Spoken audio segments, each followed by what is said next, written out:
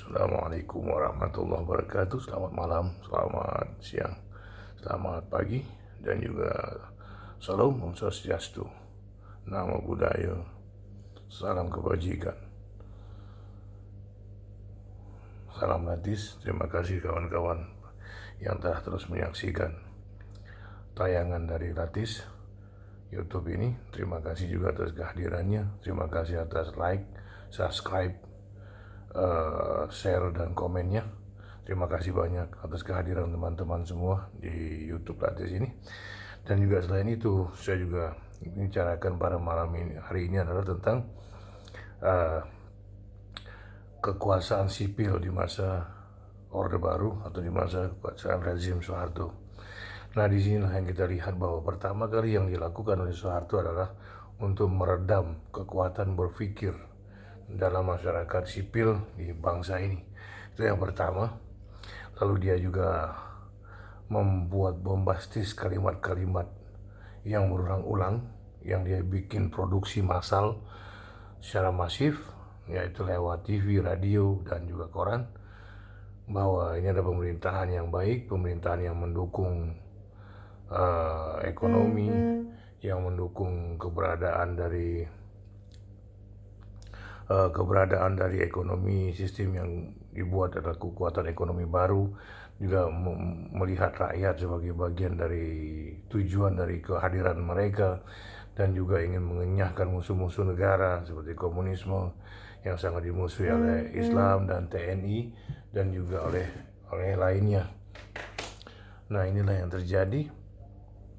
Nah, lalu kalimat-kalimat inilah dibuat oleh mereka hingga secara ulang-ulang lewat media televisi, lewat berita, khususnya berita TVRI, radio RRI, dan juga koran-koran yang telah diatur oleh pemerintahan Orde Baru ini.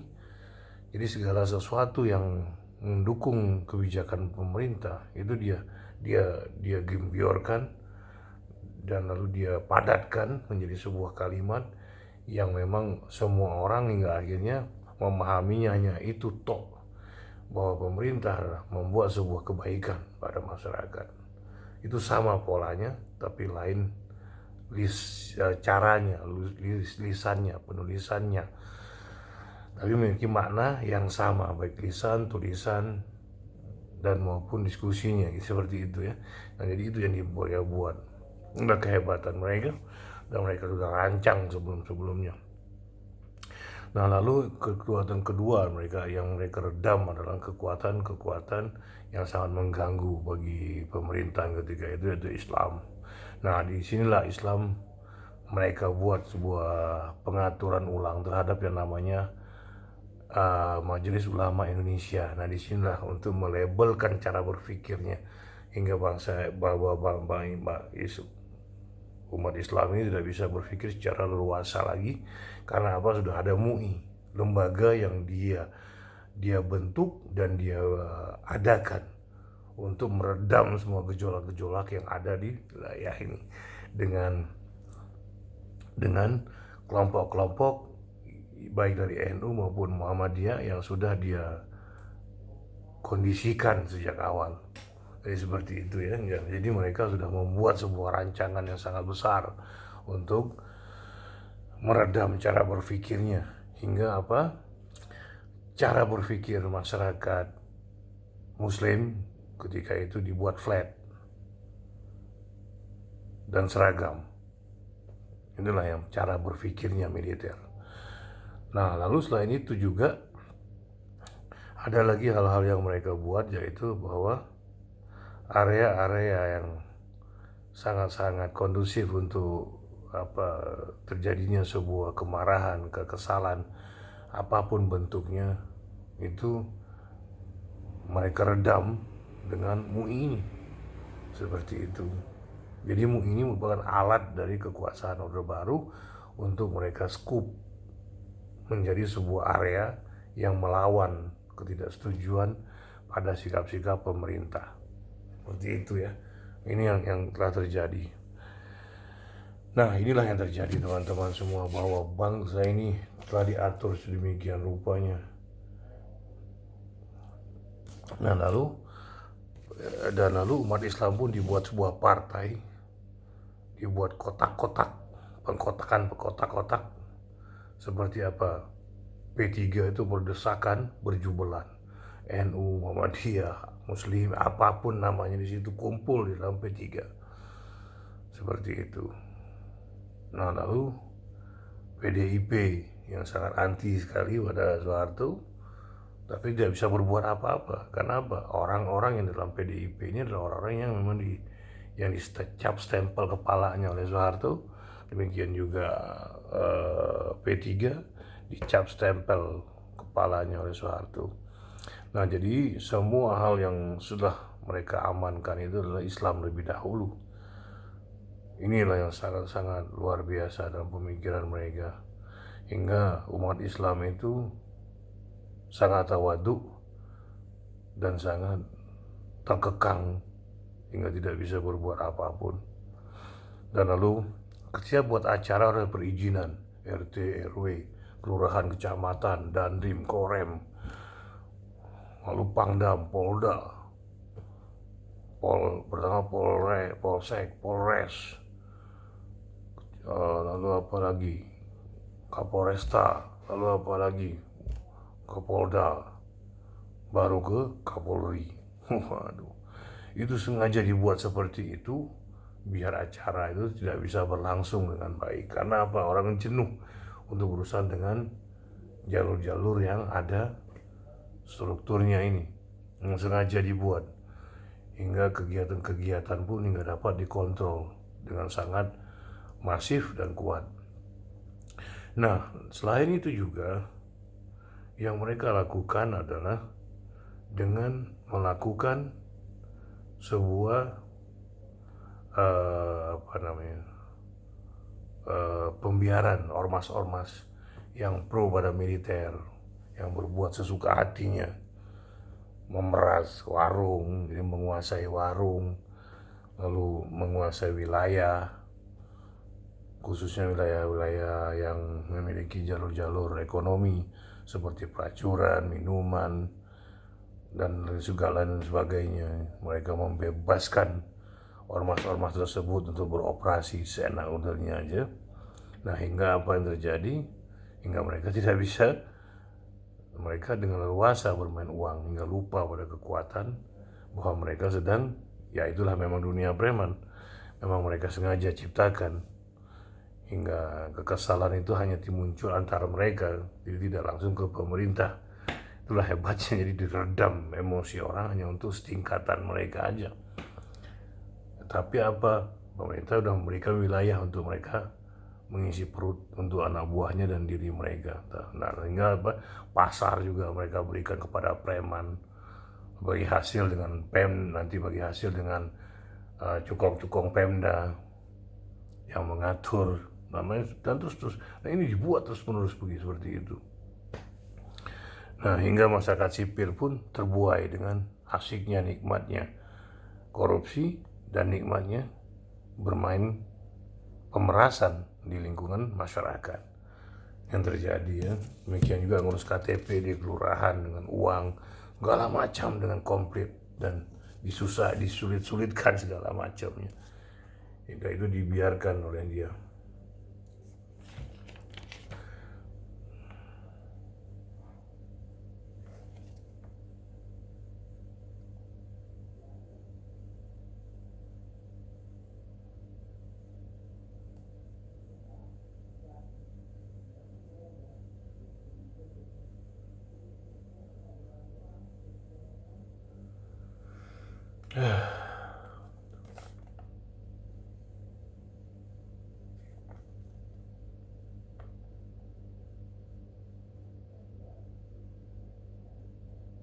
Nah, di sisi yang lain juga Islam ini mengeluarkan fatwa-fatwa yang selalu mendukung kebijakan apa yang dilakukan pemerintah. Karena di MUI ini juga diberikan kekuasaan apa untuk memberikan uang, untuk memberikan stempel halal dan haram dalam sebuah produk, dan juga mendukung kebijakan-kebijakan pemerintah yang menutup aib pemerintah sendiri lewat MUI. Demikian luasanya mereka hingga ya orang Islam tidak bisa berbuat apa-apa. Nah, ini kesalahan orang Islam sendiri. Karena apa? Fatalnya mereka tidak berani melawan MUI. Karena apa? Orang-orang di masjid-masjid itu sudah diatur berbagian dari kelompok MUI. Jadi secara sistemik mereka membuat semua sistem hingga tidak bisa bergerak apapun dan tidak bisa melakukan apapun orang-orang Islam ini. Dan apa yang terjadi setelah itu? Ya, kita lihat sendiri, pasif dalam berpolitik. Seperti itu, hingga keluarlah kalimat Nurcholish Madjid, politik no, ekonomi yes, dan lain sebagainya. Itulah cara-cara HMI mendukung program yang dilancarkan oleh pemerintah. Lalu juga mereka menggunakan, khususnya untuk himpunan mahasiswa Indonesia ini yang terlibat langsung dalam wilayah kekuasaan lewat beberapa senior mereka yang masuk ke dalam pemerintahan. Dan ini sangat luar biasa. Inilah membuat mereka memiliki kekuatan yang sangat-sangat kuat dalam menyusun organisasi hingga seluruh Indonesia. Karena apa? Dari senior hingga junior itu bekerja sama. Walaupun mereka dipecah MPO dan juga Dipo, tapi itu nggak ada masalah. Dalam sebuah konsep mereka boleh bertengkar, tapi dalam sebuah ekonomi mereka tetap kompromi. Itulah kehebatan HMI ini. Luar biasa sekali dalam bermain.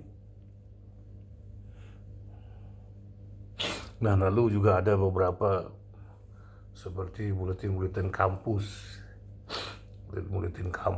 terus buletin majalah-majalah terbitan kampus, segala macam. Itu harus ada ISN, harus ada keluar macam-macam. Walaupun lingkupnya hanya kampus, ada rektor harus tahu segala macam. Nah, di sisi yang lain juga buku-buku itu telah mereka terapkan demikian lamanya, hingga buku-buku inilah yang sangat mempengaruhi hingga mahasiswa itu jenuh menjadi pembaca, jenuh menjadi penulis, jenuh dalam berdiskusi. Yang mereka jadikan adalah bagaimana mereka bisa tampil, bagaimana mereka memiliki kekuasaan, bagaimana mereka jadi senior hingga ditarik menjadi seorang penguasa. Ini yang sangat luar biasa. Jadi semua mental masyarakat ini, mental mahasiswa ini digedor sama dia hingga menjadi seperti apa yang mereka inginkan. Ini luar biasa sekali. Hingga pola berpikirnya itu dirubah. Tadinya ke kanan, tiba-tiba diputar ke kiri, ke tengah ditekan, habis, selesai semua. Itulah luar biasanya. Hingga bagaimana sistemik yang mereka bangun benar-benar jahil, benar-benar jahat, dan benar-benar tidak memberikan kekuatan apapun pada masyarakat, khususnya mahasiswa. Nah, ini juga telah saya bahas di bab-bab video-video yang sebelumnya. Nah, ini bisa ditonton oleh kawan-kawan semua di video-video sebelumnya. Karena dari pertama hingga terakhir ini selalu berhubungan, tidak ada yang tidak berhubungan. Karena memang sengaja episode ini saya habiskan untuk kekuasaan Soeharto. Oke, nah jadi seperti itu teman-teman. Nah, inilah pola yang dibuat oleh dia hingga membuat masyarakat itu tidak bergerak, tidak memiliki kemampuan, tidak memiliki daya kecermatan dalam berpikir. Jadi masyarakat ini ingin dilihat orang, ingin dirasa menguasai, ingin menaklukkan. Jadi segala sesuatu yang keluar dari daya berpikir mereka cuma kekuasaan tok. Bagaimana menghancur, bagaimana menaklukkan, bagaimana menguasai, bagaimana berkuasa, bagaimana menaklukkan orang, bagaimana, itu yang terus keluar. Luar biasanya. Ya. Hingga buku pun mereka bukan jadi alasan mereka untuk bacaan. Buku pun hanya sekedar hiasan di dalam tas dan dijinjing-jinjing dalam kampus. Jadi biar seolah-olah dia seorang intelek. Tapi ketika membahas, ketika dia diajak untuk berdiskusi, nggak memiliki pemahaman apapun, bahkan mengikuti apa kata buku. Sungguh sadis sekali. Itulah hebatnya Soeharto hingga membuat mental orang menjadi mental apa yang mereka inginkan. Dan sangat sadis sekali. hingga menjauhkan masyarakat dari segala hal-hal yang berhubungan dengan komunikasi, hingga masyarakat berpikir secara militer. Mereka masyarakat umum awam itu dibuat seperti orang-orang yang ingin menguasai, menggunakan baju-baju militer.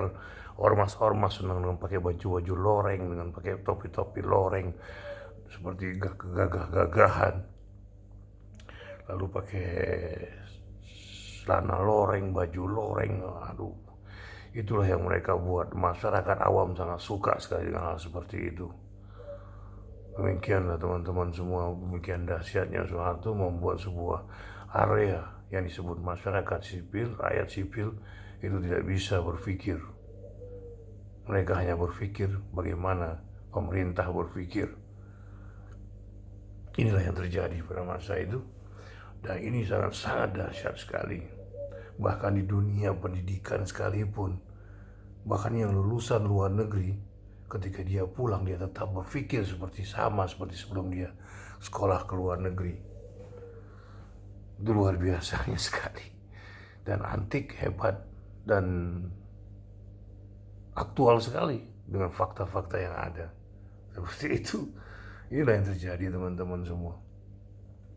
Jadi dalam area-area segala ruang-ruang kecerdasan dalam berpikir di bangsa ini tidak ada. Kita pun bermain teks dan membuat buletin itu pun hanya luar lingkup kampus, dalam lingkup kampus. Dan penjualan buletin pun hanya antar teman ke teman, atau bila ada teman yang dari luar datang ke tempat kita baru mereka beli. Jadi seperti itu.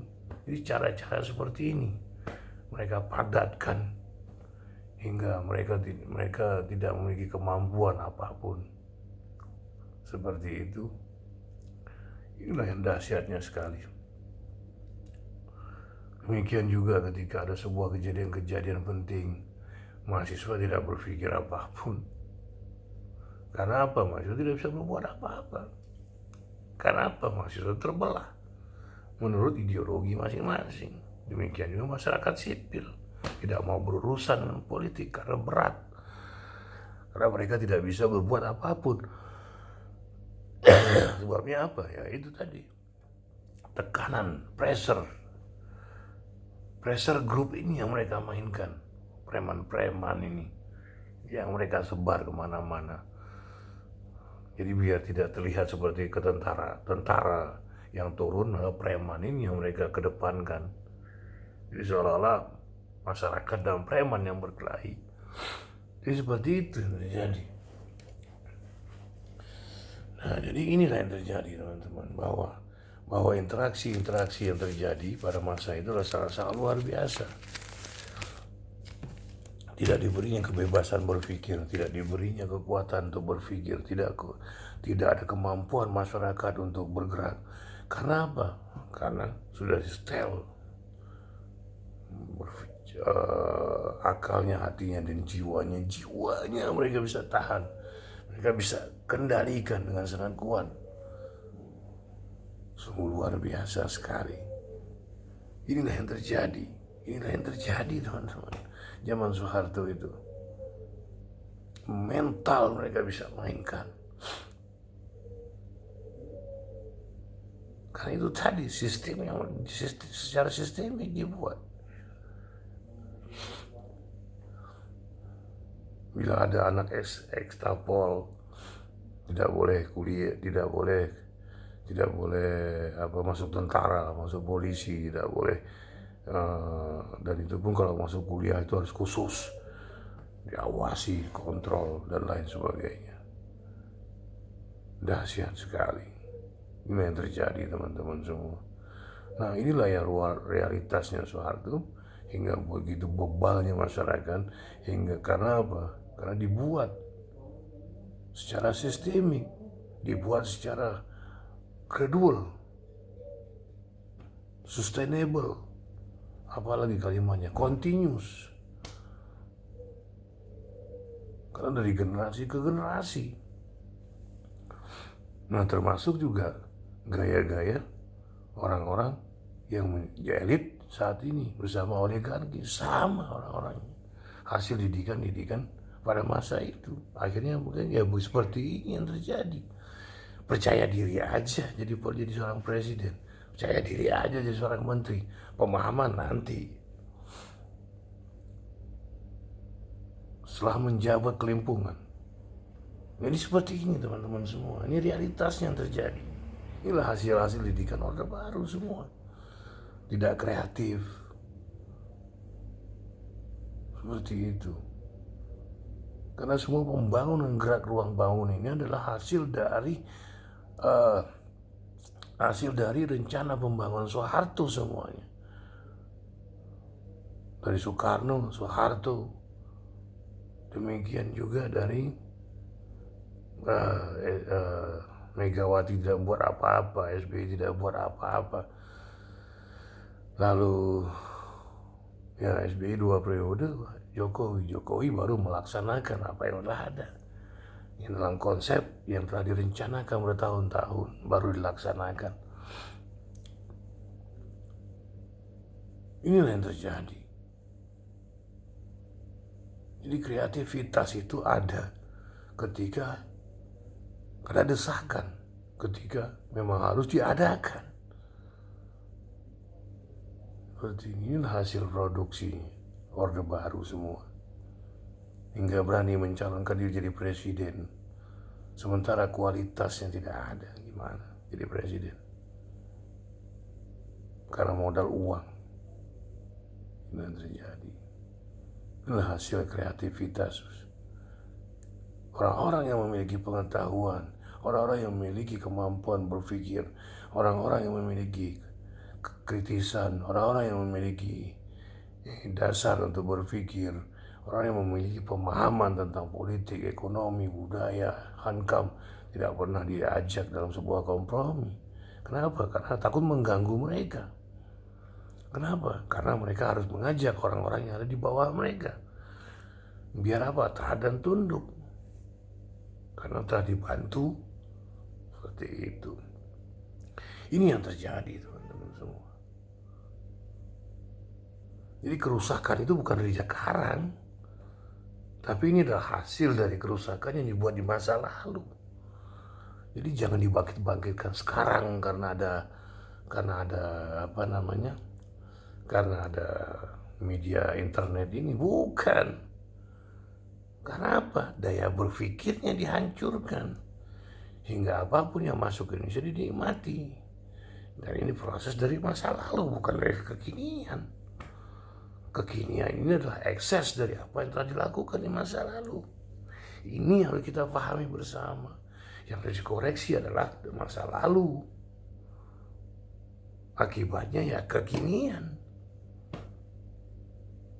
Jadi demikian teman-teman semua.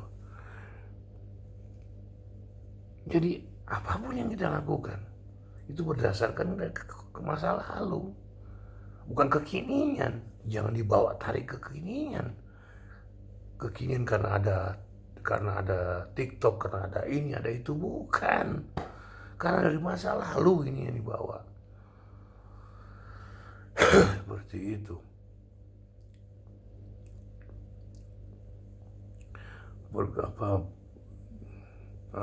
Pemindahan ibu kota itu bukan karena apa-apa, ya karena sudah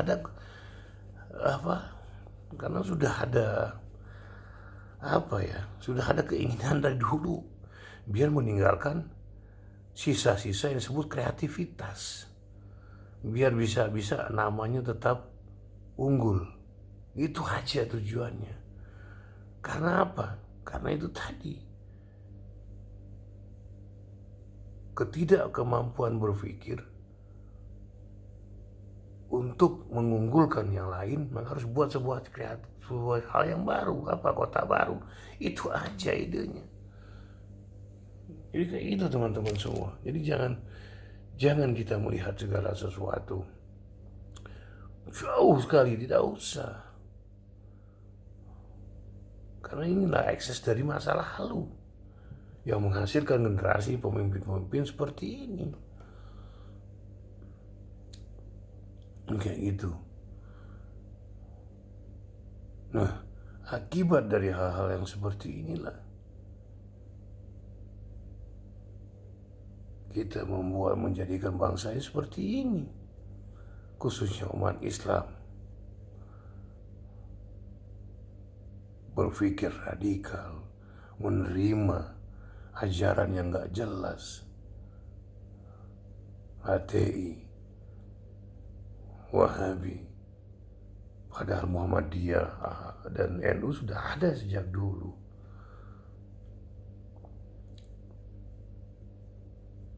Kita diadu antara Al-Sunnah wal Jamaah dengan Syiah. Apa? Sejarahnya aja nggak tahu kenapa munculnya isu Syiah Sunni ini. Terus kita masuk ke dalam rangkaian yang sangat luas. Apaan?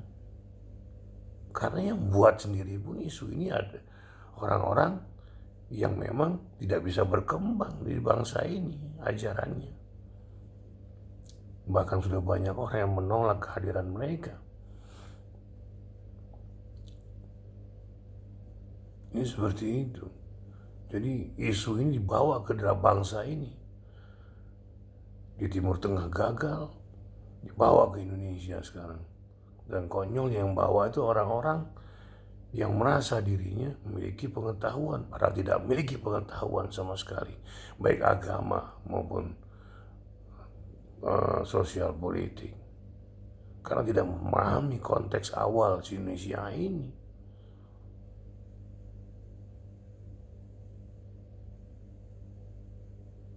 Seperti itu.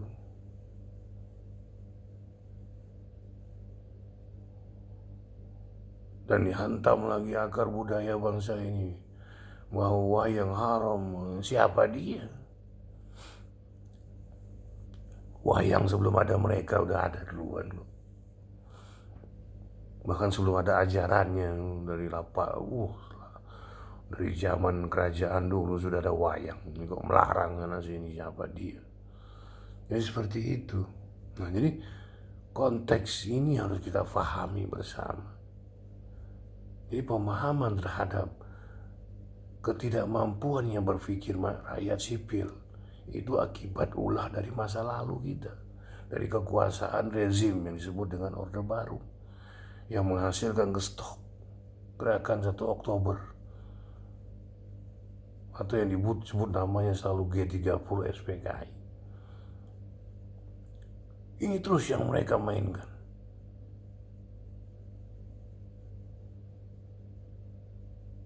Jadi seperti itu teman-teman, memunculkan hal yang sama dalam setiap isu. Makanya bahaya sekali. Dan ini juga digunakan oleh bangsa asing, yang digunakan oleh bangsa asing Indonesia sendiri. Akibat apa? Karena sipil tidak mampu memiliki daya pikir kritis dalam menilai segala sesuatu. Seperti itu. Kenapa? Karena konteksnya mereka tidak paham. Bahasa mereka tidak mengenal.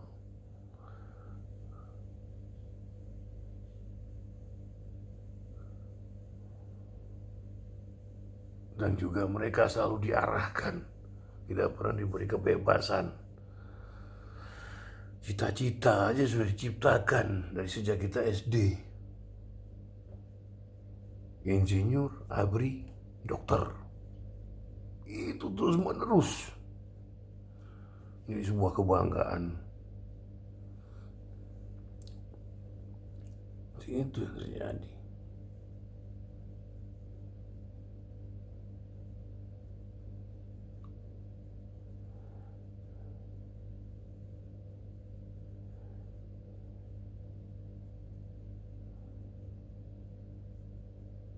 Jadi inilah yang terjadi teman-teman. Ya, jadi pemahaman terhadap masa laluan ini harus kita pahami dulu. Nah, sekarang ini adalah ekses, bukan kekinian yang membuat kita ekses. Kekinian adalah hasil dari masa lalu. Inilah ekses dari masa lalu kita sekarang ini. Hingga tidak memiliki kemampuan apa-apa. Tidak ada kreativitas dalam elit, tidak ada kreativitas dalam pemerintahan, tidak ada kekuatan dalam memerintah, tidak memiliki daya imajinasi dalam berpikir, menggunakan yang sudah ada. Kenapa masyarakat euforia? Ya nggak bisa disalahkan, karena memang tidak memiliki kemampuan dalam daya kritis terhadap sesuatu. Euforia itu muncul, seperti itu aja sudah mudah kan? Karena apa? Yang dilakukan oleh masyarakat, oleh Orde Baru dengan kekuatan militernya untuk menekan cara berpikir masyarakat sipil atau rakyat sipil. Jadi segala sesuatu itu bukan karena sekarang, tapi akibat efek masa lalu, inilah munculnya eksesnya sekarang. Termasuk apapun namanya, mau TikTok, mau apa itu, ekses dari masa lalu. Karena apa? Tidak pernah dimunculkan kreativitas.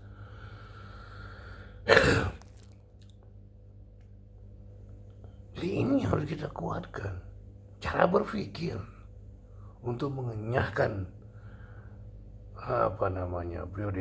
periodisasi penaklukan pemikiran, lalu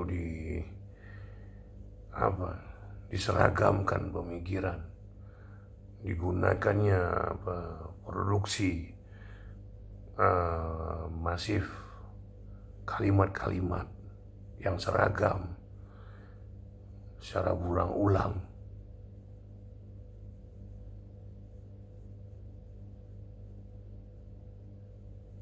Ini yang terjadi.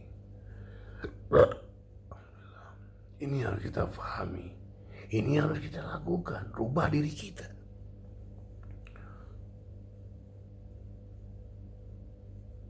Dan jangan anggap segala sesuatu itu dari sekarang kejadiannya. Tapi ini adalah kerusakan dari masa lalu yang eksesnya dimunculkan dan ditampakkan saat ini. Seperti itu. Jadi jangan dilihatkan sekarang. Segala sesuatu dari masa lalu semua muncul juga sekarang. Baru tersadar semuanya, baru teriak-teriak, baru tidak ada berani yang berbuat. Seperti itu. Bila kita ingin merubah cuma satu hal, rubah diri kita dulu.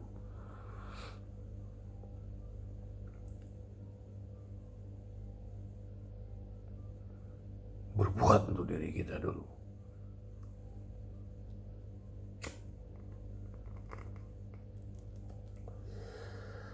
Buat tulisan di mana aja, di FB, dimanapun Anda mau buat tulisan.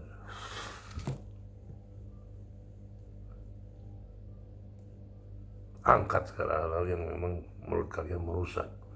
Angkat segala sesuatu menurut kalian yang tidak baik. Angkat berita hal-hal yang berkaitan dengan cara berpikir. Angkat hal-hal berita tentang bagaimana jaringan berpikir ini merambah ke seluruh Indonesia. Itu yang harus kita pikirkan bersama.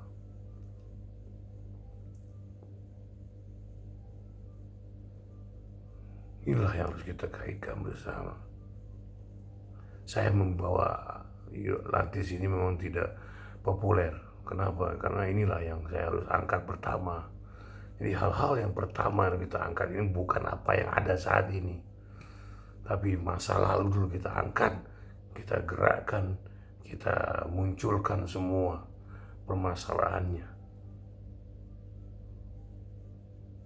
Biar kita memahami secara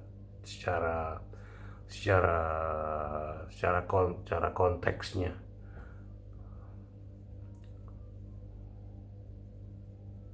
Pusat kerusakannya. Ini harus kita bicarakan, bukan yang lain.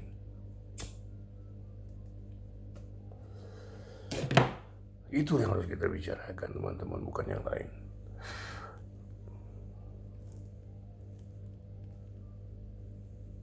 Oke lah teman-teman semua, Saya rasa cukup di sinilah apa yang saya maksudkan, bahwa segala hal yang dibuat oleh Orde Baru itulah merusak cara berpikir kita, merusak akal, hati, dan jiwa kita, dan selalu mereka menyeragamkan segala sesuatu, membuat masyarakat Islam tidak kritis, membuat masyarakat sipil umumnya tidak kritis, membuat penyeragaman dalam cara berpikir, membuat uh, yang baik menjadi yang buruk menjadi baik, yang baik menjadi buruk. Inilah hal yang sangat-sangat menyakitkan bagi kita semua. Dan ingat, semua kesalahan apa yang telah ada saat ini bukan kesalahan kekinian, tapi ini adalah kesalahan masa lalu. Dan juga sekarang ini mereka tidak pernah mau berpikir untuk merubah itu, karena kenapa? Bagi mereka sudah ada di jenjang di jajaran elit, di jajaran elit. Mereka tidak akan pernah peduli lagi. Sekarang bagi mereka adalah bagaimana menyelesaikan tugas mereka, dan juga mereka ingin dianggap menjadi bapak bangsa, bapak politisi bangsa, dan menjadi seorang negarawan. Yang lain tidak dipedulikan, sudah selesai urusan kita. Nah, sekarang bagaimana kita yang bergerak untuk menyadarkan diri kita dalam membuat jejaringan berpikir masyarakat, rakyat umum. Ini harus kita gerakkan bersama. Marilah teman-teman semua, jangan lupa untuk melakukan hal-hal tersebut, yaitu merubah diri kita lebih dahulu, mengajak kawan-kawan untuk berdiskusi, menulis, dan juga menulis, berbicara, membaca, menulis, dan juga berdiskusi. Oke lah teman-teman semua, bahwa inilah penyeragaman yang dihasilkan oleh Orde Baru, hingga bangsa ini adalah bangsa kermi yang hanya bisa menikmati, ada yang orang-orang elit dan yang memiliki oligarki. Selain itu tidak akan pernah ada dan tidak pernah mau didengar, karena mereka merasa mereka lah yang lebih berkuasa. Karena inilah hasil dari didikan Orde Baru, yaitu apa? Berkuasa, memerintah, menaklukkan.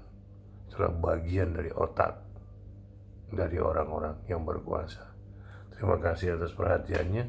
Assalamualaikum warahmatullahi wabarakatuh. Selamat malam, selamat siang, selamat pagi. Salam, salam, Om Swastiastu, Namo Buddhaya, salam kebajikan, salam latis. Jangan lupa, terima kasih untuk subscribe-nya, like, share, dan subscribe, like, share, dan komen. Terima kasih.